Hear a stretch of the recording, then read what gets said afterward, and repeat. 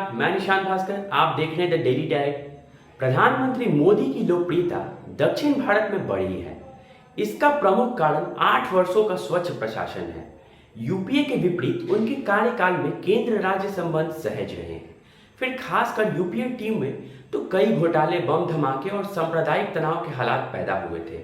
दिलचस्प बात यह है कि हाल के महीनों में पीएम मोदी की जगन मोहन रेड्डी से 4 मुलाकातें हुई हैं और इतनी बार ही मुलाकातें चंद्रबाबू नायडू के साथ भी हुई हैं।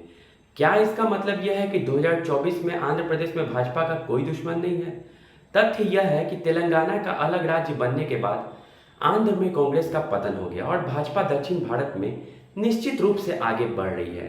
कर्नाटक और पुदुचेरी में उसकी सरकार है, जबकि कांग्रेस ने आंध्र प्रदेश और तेलंगाना में अपना जनाधार खो दिया है। उत्तर प्रदेश में योगी और मोदी की डबल इंजन सरकार की वापसी हुई और दक्षिण में मोदी की लोकप्रियता में इजाफा हुआ है।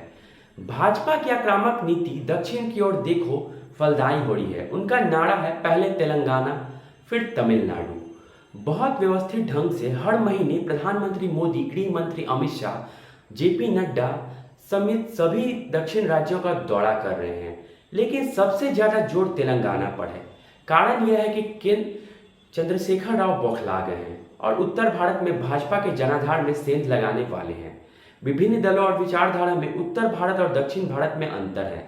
दक्षिण भारतीय मतदाता मुख्यमंत्री के रूप में फिल्मी सितारों को देखते रहे हैं, लेकिन कोरोना के बाद हुई मजबूत डिजिटल भुगतान व्यवस्था ने खासकर दक्षिण भारतीय छात्रों को मोदी और भाजपा का मुरीद बना दिया है।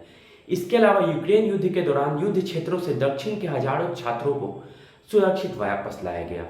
वर्ष 2024 के लोकसभा चुनाव में अब जबकि ज्यादा समय नहीं है, सोशल मीडिया के जरिए भाजपा की पहुंच तेजी से बढ़ रही है। इसका श्रेय दूर दराज के गांव में फैले 5G, आर्टिफिशियल इंटेलिजेंस और ऑप्टिकल फाइबर नेटवर्क को जाता है। इसलिए दक्षिण के राज्यों में आगामी लोकसभा चुनाव का प्रचार और मतदान अनोखा होगा। मोदी ने थोक भाव में दक्षिण के लोगों को पद्म पुरस्कार बांटे हैं। अपने मासिक मन की बात में उन्होंने दक्षिण के सामान्य लोगों का परिचय दिया है। दक्षिण के मध्यम वर्ग तक भी वो पहुंचे हैं। टीआरएस वाईएसआर जगन मोहन रेड्डी का मुकाबला करने में विफल रहे हैं। कहने की जरूरत नहीं है कि भाजपा और मोदी ने दक्षिण के युवाओं को अपनी ओर आकर्षित किया है, जिसका लाभ निश्चित तौर पर 2024 में उन्हें मिल सकता है। अब ये तो देखना आने वाले समय में ही पता चलेगा कि इस नीति का भाजपा को फायदा होता है या नुकसान होता है।